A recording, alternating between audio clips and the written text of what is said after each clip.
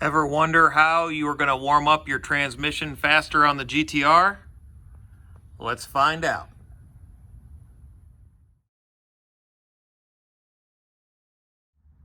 Welcome back, Joe at Forged. It's been a long time since we've made any updates to the channel, but I wanted to kind of start off the new year with a lot of updates that we've been doing over the past few months to get the car ready for the 2020 racing season. One of those things is a lot of the cooling mods that we've done to the car to kind of simplify and streamline everything on the car, get even more weight out of the car, is the transmission. So with the transmission, it is basically has a factory cooler on it that uses engine coolant that allows the transmission to not only get up to temperature, but it also brings it, maintains temperature once it reaches that temperature. So engine coolant temperature comes up, it aids in warming up of the transmission, and then from there it helps keep the transmission at a manageable temperature. Well, we wanted to simplify the lines that run back and forth from the front to the back of the car, and we had to get creative with deleting the factory transmission cooler. So you can do that no problem, just eliminate those lines, leave the factory cooler on there, or you can use some type of a block off system to get rid of the factory cooler that's bolted onto the front of the transmission, and then you can just cap off the lines on the engine, or you can get creative there and do a few other things. So when we did that, we found that it takes literally forever to get the transmission up to temperature. I mean, you could sit here for 40 minutes idle in the car in about 60, 70 degree air that's here in the shop. It's wintertime in Georgia, but the thing is, that's not acceptable. When you're at the track, we can't sit there that long and make that happen. So we made some changes and actually took a Transpan heater that's made by Peterson. You can find these also for vehicles that are ran up in Alaska in extreme cold. They take these pads and they use it to heat the pan of the fluid that needs to be brought up to temperature.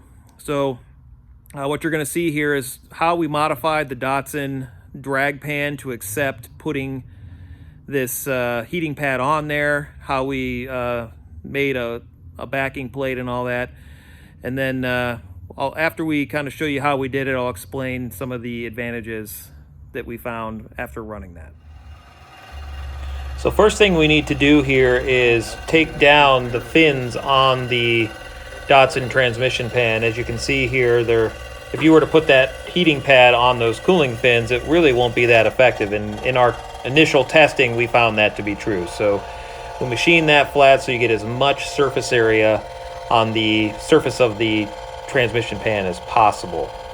So we did that, and then I took it over to the lathe and then put some spacers in the pan, because on the edge of the pan you have some gap that we need to make up. So I machined a dowel here that then I've just faced the end of it so it's perfectly flat. We take that down on the end, and then what you're going to see next here is drilling a hole in the center of the dowel to accommodate the M6x10 bolt. So we drill that out. Now we don't have machinist drill bits here, but for this it doesn't need to be super precise. So just a drill bit was used on that. And then once we drilled that hole out, we measured the distance that it needed to be, and we used our cutoff tool to take the dowel down to what we needed, and then essentially basically just made two of these guys so we could put them onto the transpan. Okay, now that those dowels are done, we have to make a plate that fits the pan to keep the heating pad secured in place. So as you can see here, we just trim that out to the shape of the pan to fit the pad, and then the two retaining bolts where the dowel pins are going to go are located on the sides there through those holes. And then from there, I just wanted to make it a little bit unique, so I riveted one of our Forge Performance nameplates onto the piece. Now here what we decided to do is, since that's a heating element and we're putting an aluminum plate on there, we don't want to suck a lot of the heat away from the pan. So this is just an effort to reflect some of that heat back using some DEI gold reflective tape. Don't know how effective it's going to be, but something is better than nothing here, and we had it laying around the shop, so I figured why not. Now you put that on there and you just put it down really well. That stuff's super sticky, won't come off. I have this in my engine bay and on a few other parts where I'm trying to reflect heat, and it works really well. I've had great success with it on other things, and it'll keep the plate from getting heat soaked faster. But from there you can see we just trimmed it all up, fit it on. Now we're ready to put the pan back together and get it installed. I figured as part of this, well, you should show you how the Datsun drag pan works. So going with a brand new filter here, they're pretty inexpensive. And then you have the magnet kit to pick up any debris that comes in there. But the way this works is that channel allows the fluid to get trapped under hard acceleration. You actually bolt the filter into the pan instead of the OE, just where the filter just kind of hanging in there, and then the fluid can rush away from it under heavy acceleration. So their solution is to basically build a trap, so under acceleration that fluid is stuck in there and the transmission can pick it up under high G load. So you just tighten all these down into place, and then we're going back over here. We also run a surge plate to also avoid the same issue. That's a pretty common thing, so just make sure everything is cleaned off before we put the new pan gasket on with the pan. You can see there the machine work and the different dowels. You just basically line it up, get the filter to plug in there, and it kind of holds it in place as you put the bolts in. So we just like to use a low torque gun on like one of the low settings just to snug everything up, because these are only torqued to roughly 9 foot-pounds, 10 at the most. And then go around in a crisscross pattern, make sure everything is sealed up. And then from there we pump the fluid back into the transmission, and we prefer to use the good old tried and true AMS oil fluid in all of our transmissions. All right, now that we've got the fluid in it, we are going to glue the heating pad to the transmission. So just put a little extra silicone on the pan in a zigzag pattern, and then I smeared a whole bunch of it onto the pad. And then I am just going to put it up there and make sure we get as much contact as possible. Now, this is like a red adhesive-based silicone that's suitable for high temperatures, up to about 650 degrees, which this should never see.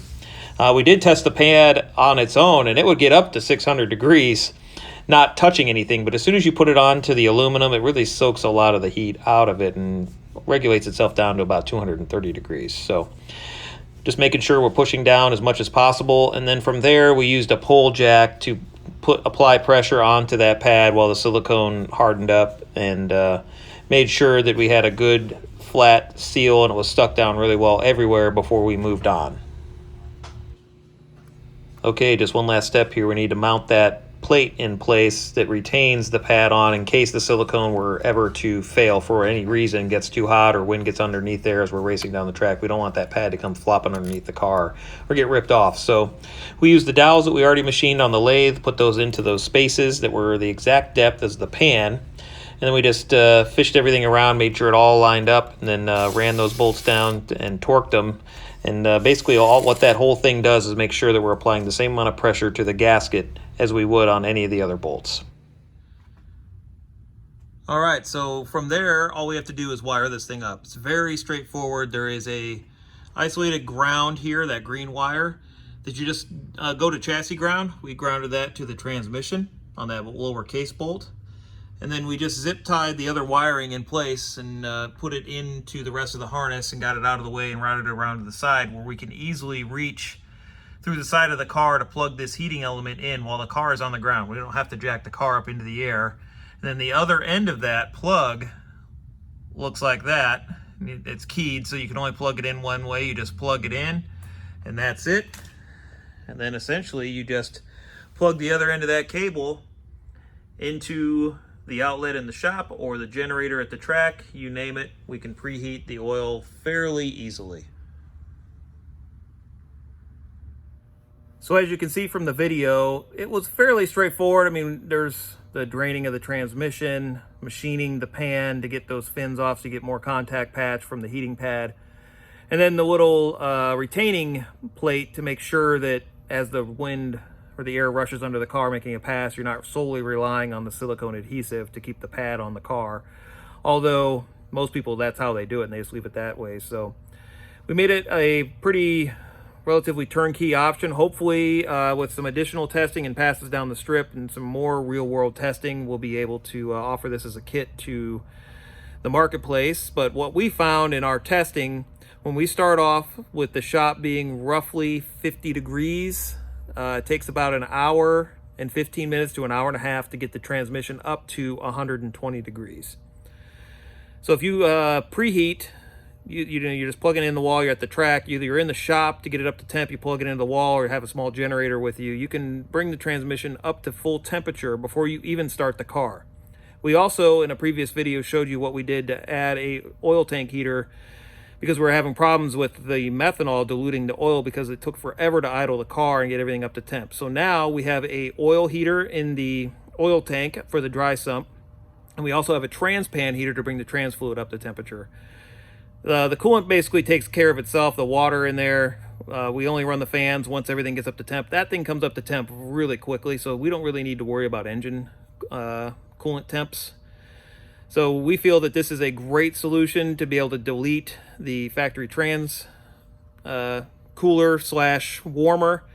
Simplifies the car and gives you an option to have a way to heat the thing up so you don't have to worry about the car not being up to temperature when you're trying to make passes at the drag strip, or you're in the staging lanes and you have some problems. You have a way to keep that thing warm without having to drain the battery or idle the car needlessly. So we look forward to doing some more testing. We're headed out to the track here shortly to actually get some passes. We'll be sharing all that content with you guys here shortly, and we'll see you on the next video.